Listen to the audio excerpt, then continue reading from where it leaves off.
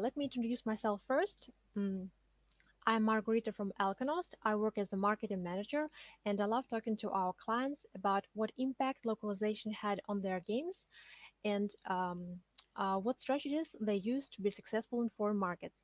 I'll be very happy to share their examples and insights with you today. A few words about our company. Alconost is a game localization company, and we've been helping gaming companies to expand their audience, expand their business since 2004. And besides regular localization services, we have created something special. That is a human translation platform Nitro, which works as a self-service and was designed specifically for short translations and for translating them fast. Like game updates or marketing materials. Now let's move on to today's topic. What is the continuous goal of any gaming company? Probably I won't be mistaken if I say that it is acquiring new users. Today I would like to share with you a great user acquisition strategy, geographic expansion, basically making your game accessible to a global audience. While the United States and other English-speaking countries are no doubt very profitable markets, still the competition there is very hard, and the traffic there is also very expensive. So if you start considering other markets, you may find out that they can provide you with better and cheaper traffic. So these opportunities are definitely worth discovering. Localization is our key growth hack. This is what the CEO of Wachanga once said. Wachanga is an ecosystem of mobile apps, and they are also one of Alconost's clients. And this is their growth hack in action. After initial localization of their first mobile app into 10 languages, they noticed that their audience grew by tenfold. And after further expansion into new markets, they reached 6 million downloads and 2 million monthly active users. And these numbers are still growing. Now let's look at the results of this. My first example is an Istanbul-based company, Narcade. Narcade is our long-term client, and I'm pretty sure many of you are familiar with Narcade and their games, Farm Bubbles, Bubble Friends, and others. Narcade is also from Turkey, and I know that today some of the team are attending this event. So if you guys are here and listening, hi from Alconost. Narcade localized their games into 10 languages, and the team shared with us that the most profitable markets for them are the United States and Japan, and the most successful countries in terms of downloads. You can see them on the screen. You can see that their games are very popular, not just in Japan, but also in China. And this is pretty interesting because although although Asian markets like China, Japan, and Korea drive a great deal of the world's gaming revenue, it is quite tricky for a Western game to become successful in these markets because they have their own preferences in terms of game style and genre.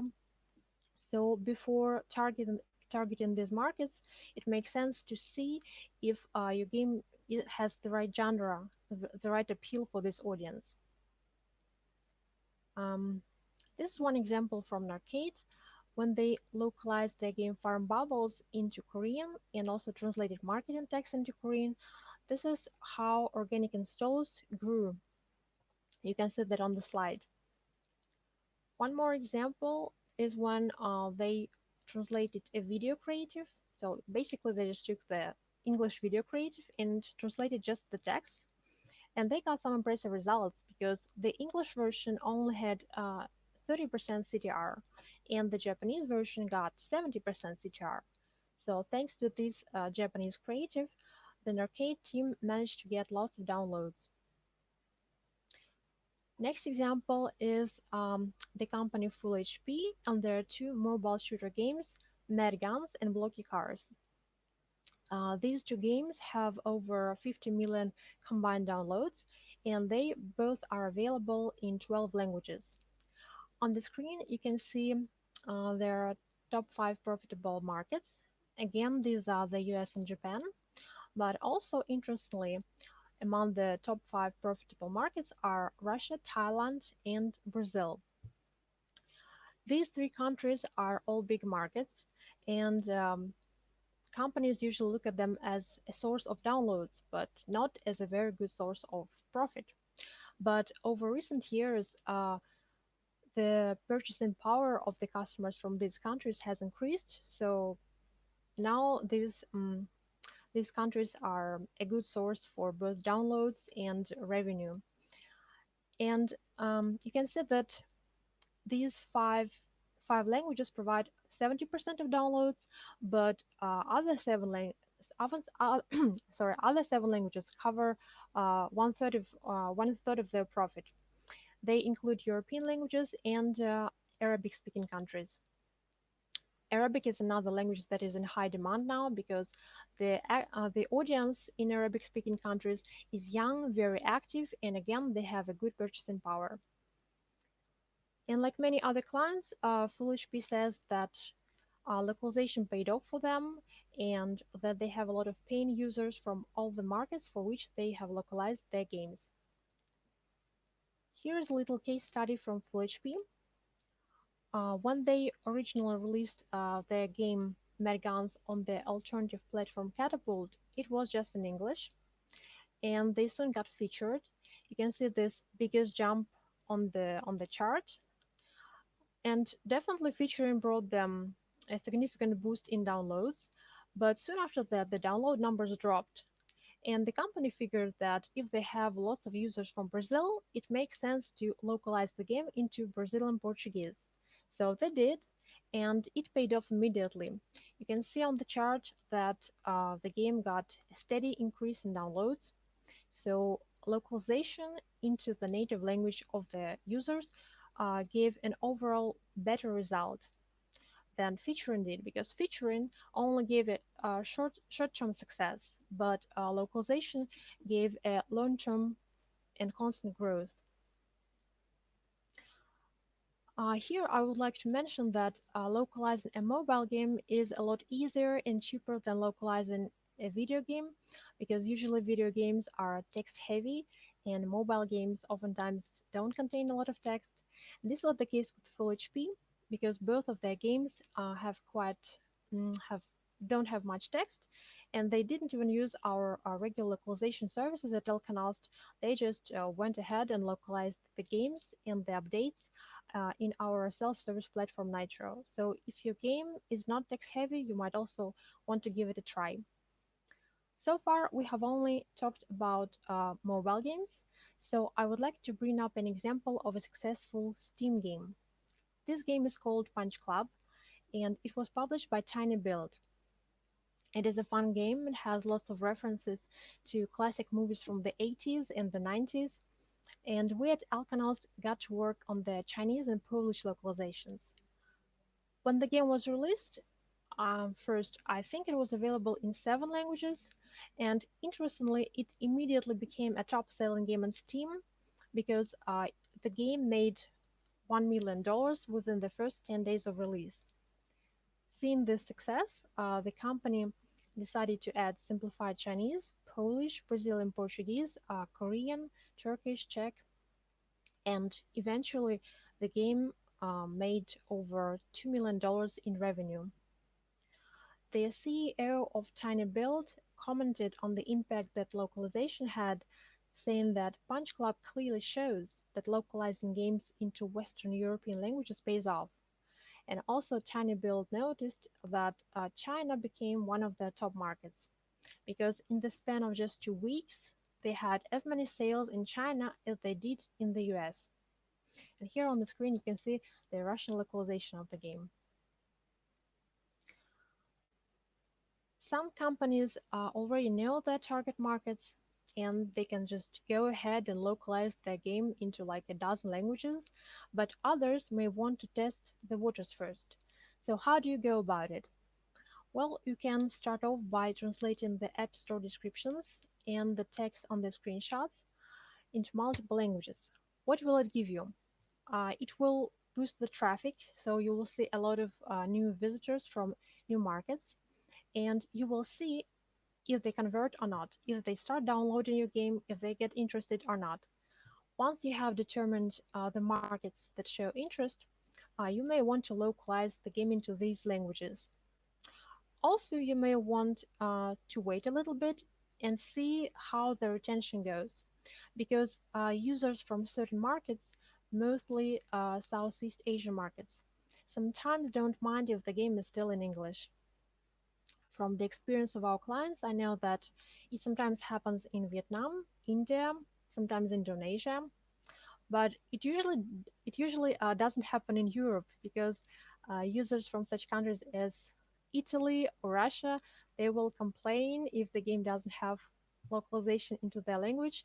They leave bad reviews asking for localization, and yeah, these two countries are usually the ones that complain the most.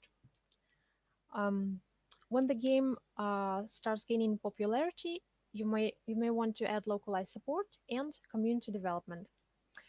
As for localized support, um, this is what a lot of our clients do. When users leave reviews and ask questions in reviews, you can just create template answers with replies to typical questions, to typical comments, and you can translate these template answers into your key languages. So it will not look like a Google translated answer. It will look professional and it will create a good impression for the users. Now, how can you choose languages for your game if you're not sure where you can start? Well, first off, like I already said, it is always a good idea to do some market research first, to do competitor research, to see what markets your competitors are thriving in, what markets have already interest for the genre of your game. Next thing is to look at the popular languages, not just top 10 languages, languages that are growing in popularity. For example, you can check our analytics by Alconost.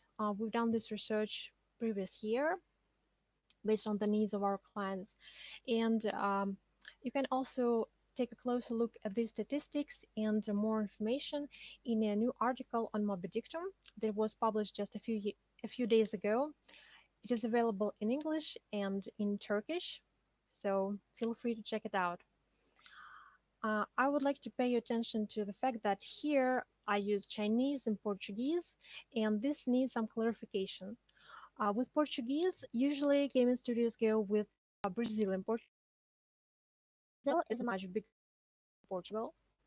With Chinese, it is a little bit trickier because Chinese is mostly represented by two versions, simplified Chinese and traditional Chinese. Simplified Chinese is used in the mainland China, and it's the majority of the users, like I think 900,000 people. And traditional Chinese is used just in Hong Kong and Taiwan. But here's the thing, users from Hong Kong and China usually have higher purchasing power than users from mainland China. So if you have the budget for it, it is preferable to localize the game into both languages, both simplified Chinese and traditional Chinese. Please don't think that you can just use simplified Chinese and it will work for Taiwan and Hong Kong. They might even get offended. Mm, and also,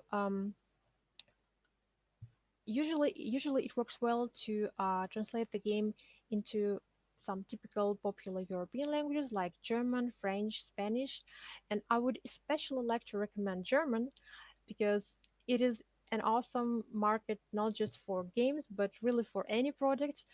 Every client I have talked to, they really praise German customers because if they like the product, if the product is of good quality, the German customers are ready to pay. They don't ask too much questions. Just if they like it, they pay for it. That's no problem for them. So one of the most stable customers are customers from Germany. Also, consider new fast growth markets such as Arabic speaking countries that I already mentioned, um, countries from Southeast Asia, and that is Poland and Netherlands. Again, in these countries, the demand is growing for these languages. To sum up, I would like to say what you can get from localization, what results you can expect. Well, if your game is only available in English, or say in English and Turkish, you are significantly limiting your audience, and consequently, you can expect less revenue. Mm, Nowadays, the competition is getting harder and harder in the already matured and saturated markets.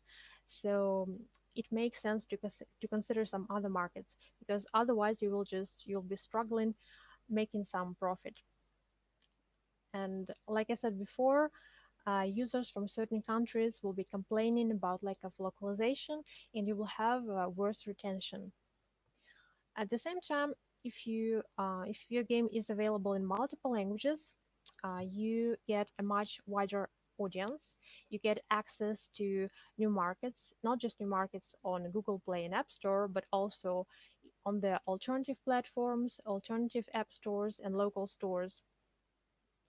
Then, with good quality localization, your users will have a great user experience, and you will enjoy better retention and higher conversion, consequently, higher revenue. Last but not least, app stores and Steam seem to favor games that support multiple languages, so you can have higher chances of getting featured. Well, this is all I wanted to tell you about. I hope this was useful for you. And if you have any questions on this topic, I'll be happy to answer them. Thank you for watching.